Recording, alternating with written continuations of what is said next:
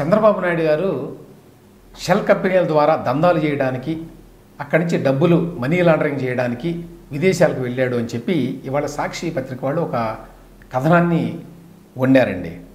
ఇట్లు ఇటలీకి అని చెప్పి పెట్టారు. విషయం ఏంటంటే చంద్రబాబు నాయుడు గారు అమెరికా వెళుతున్నారని చెప్పి అనుకున్నారు, కానీ అమెరికా వెళ్ళలేదు అని చెప్తున్నారు. ఇప్పుడు ఖచ్చితంగా ఎక్కడికి వెళ్ళారో తెలియదు, వాళ్ళైతే అఫీషియల్గా ఏమి చెప్పలేదు. వీళ్ళేమో కాసేపు దుబాయ్లో చంద్రబాబు దాగుడు మూతలు అని చెప్పి, ఆ తర్వాత ఇట్లు ఇటలీకి అని మళ్ళీ ఇటలీకి వెళ్ళారని ఈ విధంగా ఏదేదో రాసి దీని మీద ఒక పెద్ద కథ లేరు.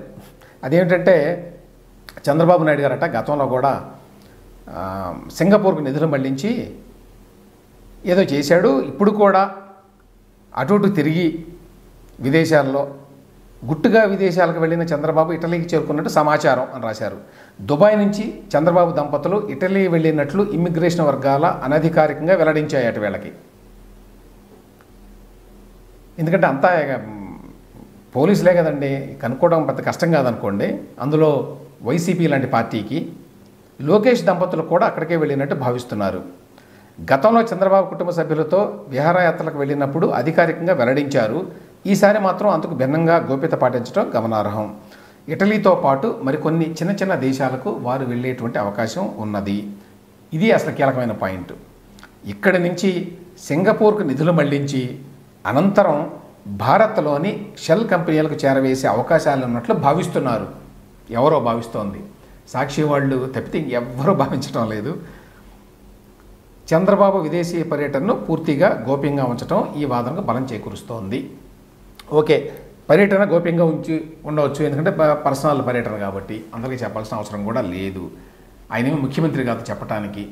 జగన్మోహన్ రెడ్డి గారే కరెక్ట్గా ఎక్కడికి వెళ్తున్నాడో ఎవరికి చెప్పడు, తప్పనిసరిగా కోర్టుకి చెప్పాల్సి వచ్చింది. లేకపోతే ఎట్టి పరిస్థితుల్లో జగన్మోహన్ రెడ్డి ఎక్కడికి వెళ్తున్నాడో ఎవరికి తెలియదు. ఎందుకంటే ఇవాళ ఒక వార్త వచ్చింది ఆంధ్రజ్యోతిలో, అసలు క్యాబినెట్ సమావేశాలు ఆయన 1/3 కూడా పెట్టలేదు. తెలుగుదేశం హయాంలో ఎన్ని క్యాబినెట్ సమావేశాలు జరిగినాయి, 2019 నుంచి 24 వరకు ఎన్ని జరిగినాయి అని చూస్తే అందులో 1/3 కూడా జరగలేదు. ప్లస్ క్యాబినెట్ సమావేశాలకు తప్ప అసలు సెక్రటరియట్ మొహమే చూడలేదు జగన్మోహన్ రెడ్డి.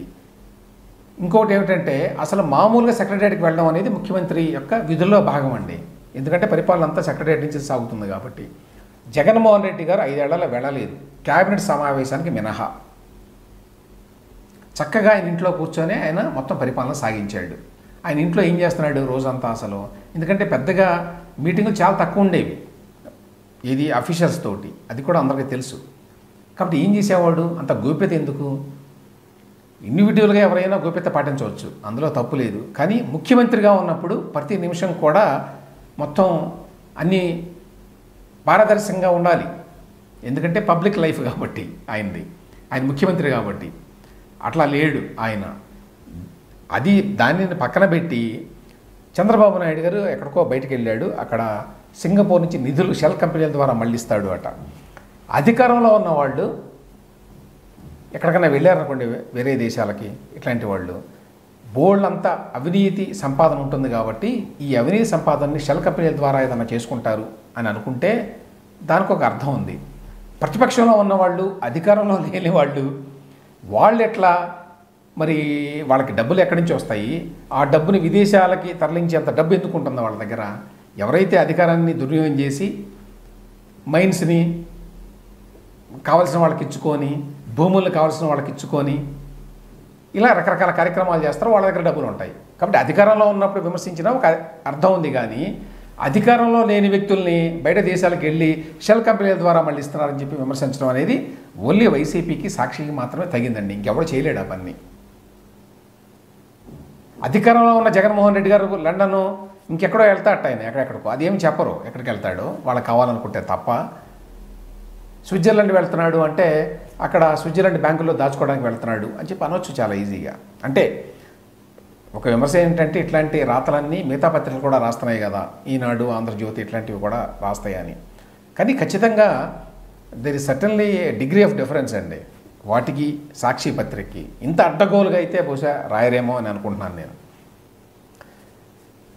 తర్వాత వాళ్ళు రాశారు కాబట్టి మేము రాస్తున్నాం అని అంటే మరి మీ గొప్పతనం ఏముంది? మీరు పేదలని చెప్తారు కదా, పేదలు నిజాయితీ పరులు అని చెప్తారు. కాబట్టి ఒకవేళ మీరు విమర్శించినా వేరే వాళ్ళని అదే పనులు మీరు చేస్తే మీ గొప్పతనం ఏముంది అనేది ప్రశ్న. సో ఇందులో స్కిల్ స్కాము, దుబాయ్ బంధం ఇట్లాంటి చెత్తంతా రాశారండి.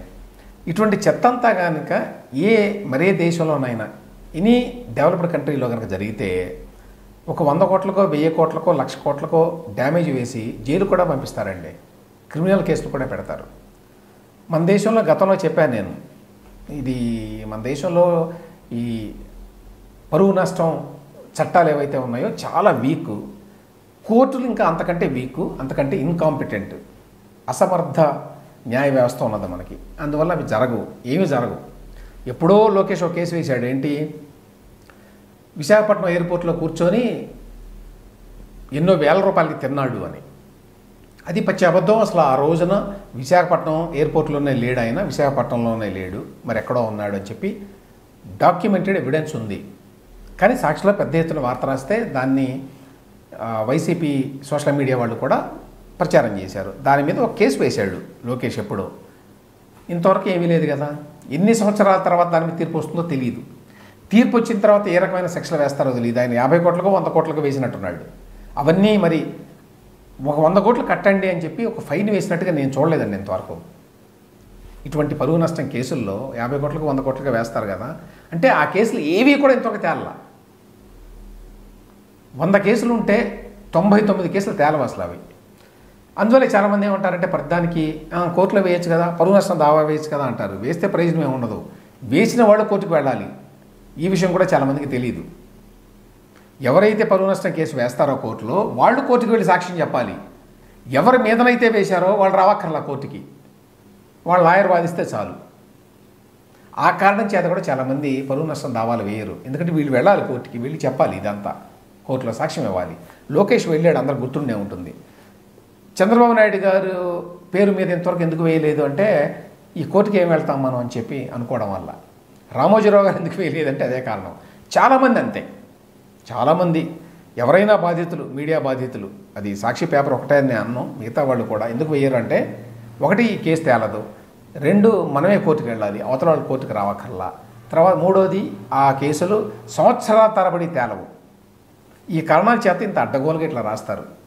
జగన్మోహన్ రెడ్డి గారు 5 సంవత్సరాల్లో వేలాది కోట్ల రూపాయలు సంపాదించాడు అనేటువంటి ఆరోపణలు ఉన్నాయి. అధికారం ఆయన చేతుల్లో ఉంది. షిడ్డీ సాయో లేకపోతే ఎలక్ట్రికల్స్ ఇంకొకటో వీటన్నిటికీ వేలాది ఎకరాలు ఇచ్చుకున్నాడు ఆయన. ఇక మైన్స్, ఇసుక సంగతి చెప్పే పని లేదు. లిక్కర్ వ్యవహారం అందరికీ తెలిసిందే. ఎన్నో డిస్టిలరీ కంపెనీలన్నీ వాళ్ళవే మొత్తం లీజుకి తీసుకుంది. సప్లై అంతా గవర్నమెంటే. ఏం జరుగుతుందో ఎవరికి తెలియదు లోపల. అన్నీ క్యాష్ ట్రాన్సాక్షన్స్. ఈ రకంగా ఎన్నో జరిగినాయి ఈ ప్రభుత్వంలో. కాబట్టి అట్లా ఉచ్చిపడిన డబ్బుని దాచిపెట్టుకోవాల్సిన అవసరం, షెల్ కంపెనీల ద్వారా మార్చుకోవాల్సిన అవసరం జగన్మోహన్ రెడ్డి గారికి ఉన్నదనేది ఒక పాయింట్. ఇదంతా రాసేటప్పుడు ఈ కథనం సాక్షి వాళ్ళ గుర్తు కూడా రాదు. ఆల్రెడీ షెల్ కంపెనీల ద్వారా డబ్బులు ఈ విధంగా బదలాయించాడు జగన్మోహన్ రెడ్డి అని చెప్పి ఆయన మీద కేసులు ఉన్నాయి. పెట్టింది ఎవరు? తెలుగుదేశం ప్రభుత్వం కాదు. తెలుగుదేశం ప్రభుత్వం పెట్టింది అనుకున్నటువంటి కేసులు ఇదేదో పొలిటికల్గా పెట్టారు అనుకోవచ్చు. ఆ కేసులు పెట్టింది సిబిఐ, ఈడీ.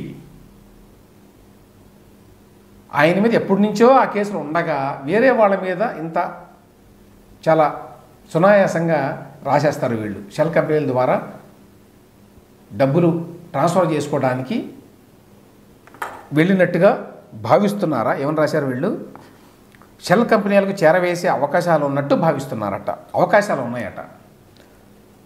జగన్మోహన్ రెడ్డి గారికి అవకాశాలు లేవు ఆ విధంగా షెల్ కంపెనీల ద్వారా చేరవేయడానికి. సో మన దేశంలో ఈ పరువు నష్టం చట్టాలు వీక్గా ఉన్నంత వరకు, న్యాయ వ్యవస్థ ఇంత అసమర్థంగా ఉన్నంత వరకు ఇటువంటి పిచ్చి రాతలు రాస్తూనే ఉంటారు. వాటన్నిటిని కూడా పబ్లిక్ భరించాల్సిందే.